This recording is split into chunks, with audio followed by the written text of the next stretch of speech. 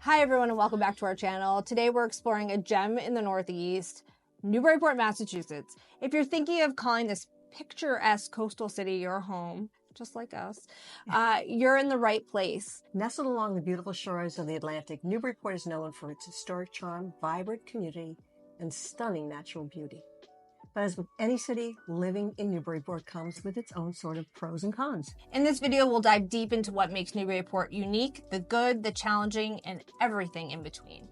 Newburyport is located in the northeast of Massachusetts. It sits at the mouth of the Merrimack River, where the river empties into the Atlantic Ocean. This coastal city is approximately 35 miles northeast of Boston.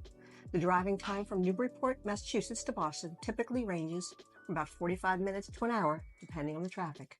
The commuter rail is always an option, though. The train will bring you right into Boston's North Station, and the journey will take about an hour. So a little bit more about Newburyport. The population of Newburyport is approximately 18,000. Niche.com gives Newburyport a score of A and calls the landscape dense suburban. I would agree with that. Yeah. The median cost of a home in Newburyport in 2023 was $915,000, and the average cost of a single family home was just over $1.1 million. There were 125 single family homes that sold in Newburyport last year and 115 condos. Let's talk about the pros of living in Newburyport. So one of the big pros is the historic charm and beauty. Newburyport has a rich history of maritime life. It was also in its heyday in the colonial period, so we have beautiful historic buildings. Newburyport is a home of the Coast Guard, important to note, and we are known as the Clipper City because we built clipper ships in Newburyport. So there are a lot of captains' homes along High Street in Newburyport and many other very historic places. Yeah, at one point there were up to 300 clipper ships in Newburyport Harbor at one time. Can you imagine that? Until the mouth of the river changed and they couldn't navigate it any longer. So that was kind of when Newburyport went down, became very quiet for 100 years, and now it's very vibrant. Another pro to living in Newburyport is the waterfront and beach access. We have Plum Island as well as the shores of the Merrimack, which can be a little tricky to navigate sometimes. It's not necessarily known for being swimmer friendly, I guess you could say, but people love to kayak and boat and just enjoy the water in general. And Plum Island is part of the National Wildlife Preserve. So there are a lot of protected species on the beach, and it's a really calm and quiet beach. It's not so commercial, so it's a nice place to enjoy a summer's day. And it's also a quick drive to Seabrook Beach, Salisbury Beach, and Cranes Beach down in Ipswich. So Newburyport has a vibrant downtown, which is kind of a thing that people are looking for now. They're looking to be close to a downtown with services. Gone are the days of looking for bedroom communities and subdivisions and that. People want to be in downtown areas. So Newburyport's background, the downtown had a serious fire in 1812, Great Fire of 1812. And at that point, most of downtown was rebuilt. So it's really beautiful colonial period downtown. And there's tons to do, coffee shops, restaurants, small businesses, and people are really invested in those small businesses, which is great. Another pro is outdoor recreations. We have a lot of natural beauty near us, like Maudsley State Park, which is amazing. We also have, obviously, Plum Island. Marches Hill. A rail trail that goes all throughout Newburyport that you can bike, and you can actually go all the way to Salisbury. There's just a lot to do for outdoor activities that people really love coming here and relocating here because, you know, in other communities, you don't have the same access to those kind of activities. Yeah, there's a lot of biking enthusiasts. We have a great bike store in Newburyport. People gather there and take rides down to Ipswich and up to Rye, and it's really quite by my house constantly. But there really are wonderful outdoor activities. There's a strong sense of community in Newburyport. One of the things I love about it is that because it went through a long period of poverty, frankly. A lot of people are here from other places, making it a very friendly place. It's very easy to meet people in Newburyport because most people in Newburyport are transplants. Are from someplace else. And I feel like, unlike other places, people are just, like you said, they're welcoming. The sense of community and in our community and really investing in it is stronger than a lot of other places. Absolutely. People who live here love living here, and they are highly invested. They live here, they work here, they spend their time here. They're very passionate about living in Newburyport. Absolutely. And so that community spirit is really something that people look for when they come from communities that don't necessarily have that. Let's talk about the bad. I don't know what I call it bad. I call it the cons. Cons, yes. I would say the biggest one is the cost of living, meaning housing. Yeah. It really is housing. I mean, we can say it's cost of living.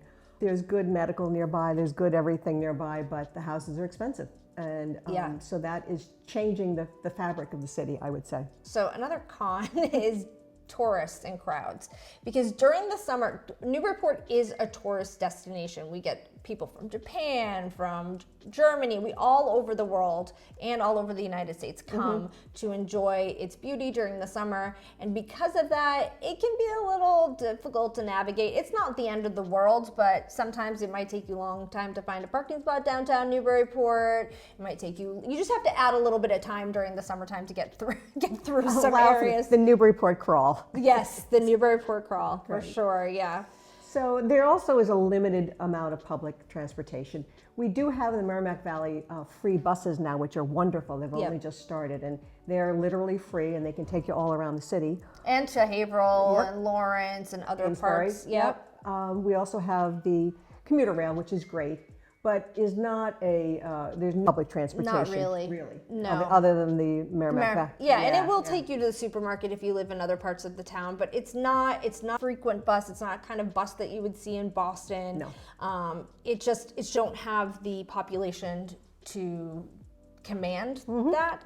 So if you're thinking about moving to Newburyport and not having a car, you're probably going to be limited to downtown, I would say. So the other thing about Newburyport that can be a con is the lot sizes, particularly if you want to live in the downtown area. Some of the lots are as small as 5,000 square feet. Some of the houses touch. Some of the houses touch. Some of the houses are attached. Yeah. They're deeded half houses. So that, if you're not used to that, that can be a little bit of a challenge. It's very urban in some parts of the city. Some of the houses don't have driveways. Yep. Finding a house with a garage is definitely going to be a challenge. Downtown. Yeah, or South End.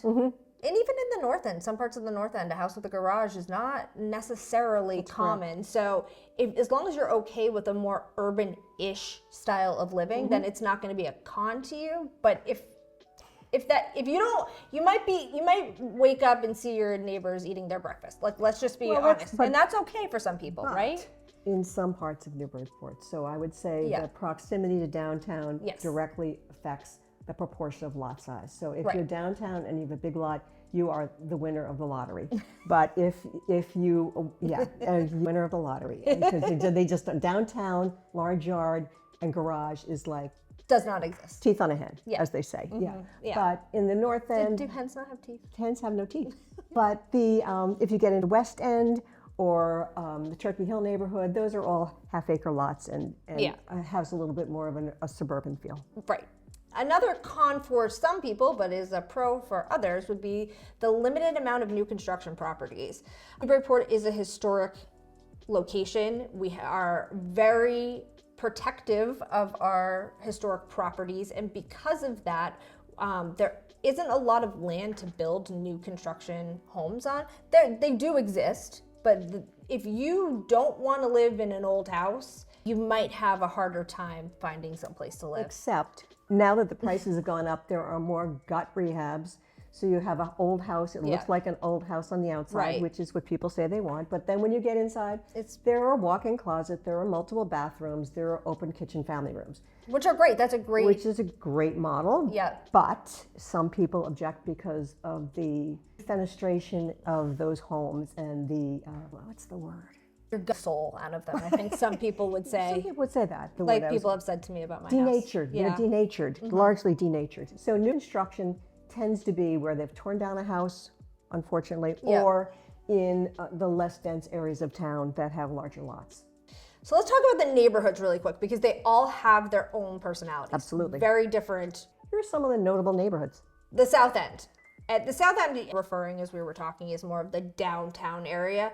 It is to the east of State Street, downtown. Some of the oldest properties in the town are in the south end. This is an area where the streets are narrower because it's the older part of town. The houses are older. You may not have some houses, driveways, garages, the lots are smaller, but your proximity to downtown is second to none. That's right. There's a trade-off, and it does command a premium. The south end goes from State Street through to Marlborough Street. Yeah. And then parts of that overlap with Joppa. Joppa is named that because of the Joppa clam flats, which are no longer in operation. But there's still one clam shack left, and it's made into a house. It's really cool. But it's basically the waterfront in the south end, which was historically the cheapest place to buy a house. If you went back to the 50s, oh my God. There were homes there that people moved to, and they moved there simply because the river stunk and it was cheap. I recently sold a house in the south end. The folks had bought it in the 40s for $11,000 or something like that, and we just sold it. It needed total rehab. We sold it for $1.8 million. So Joppa has gone from the poorest neighborhood to by far the most expensive neighborhood. What about the north end? The north end is from State Street west of downtown up to the Atkinson Common, right? Yeah. Is that what you would call? I would call that the north end. The houses are a little bit younger, I guess is the right way to put it. You'll see more Victorians, more bungalows, more arts and crafts. More ranches and capes too. More ranches and capes as well. The lots are bigger, the streets are wider, and the prices are a little bit less than what you would find in the south end, but not by a ton. There's really no bad neighborhoods in Newburyport anymore. There really that's isn't. Kind of in terms of price points. So the west end is sort of if you go out from Atkinson Common to the west. So there's kind of three little separate subsets in there. Yeah.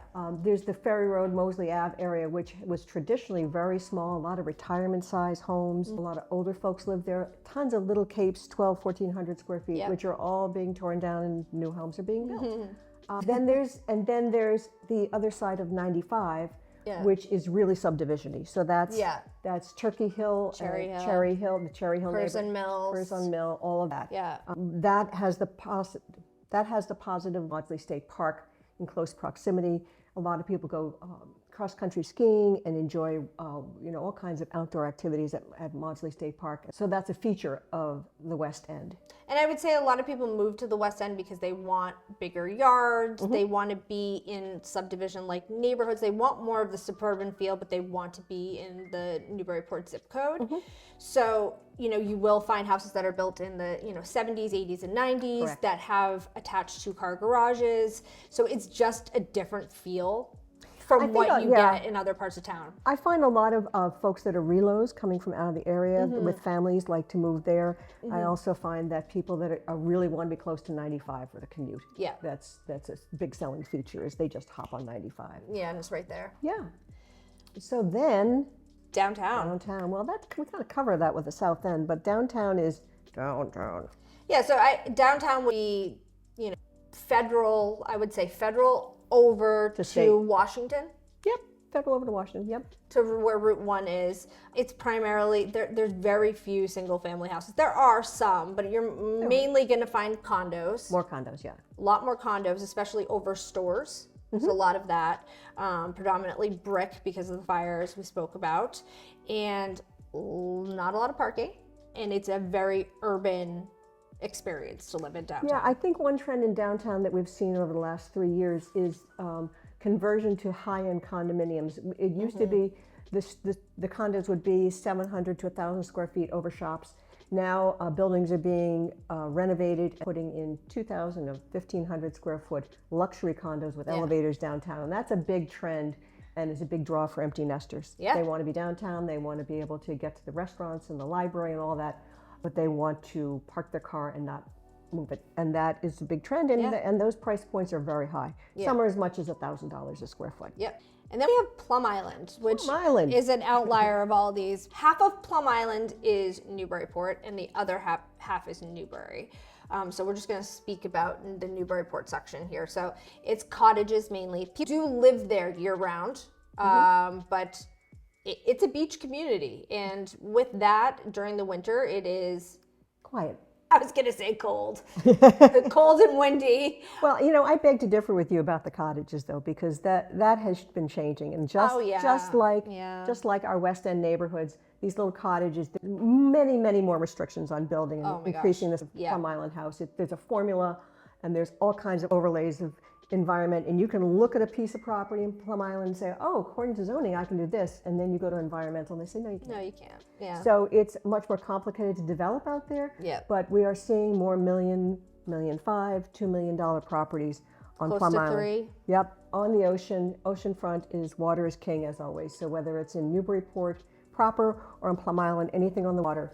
The only trend I see out there is that on Plum Island, because of the storms, I feel like people are moving more towards the basin side and away from the open ocean, because that's where there's been the most erosion. Yeah. Yeah, but it's still a beautiful place to live, and increasingly a second home destination for people too. For sure. And it's interesting to note that the top of the market in Newburyport, the most that you most likely would pay for a house in Newburyport is going to be on the water. And to date, that was just shy. To date, over. that was just over $3 million. That's so, correct. If your budget is $5 million, you can probably buy whatever you want in Newburyport. So that's the end of our overview of Newburyport. I was born and raised here. Dolores has been here for 30 plus years, so we know Newburyport. 40 plus years. Okay, sorry. 45 years, but I'm still an out-of-towner. So if you have any questions about Newburyport and want to know more, drop a comment below.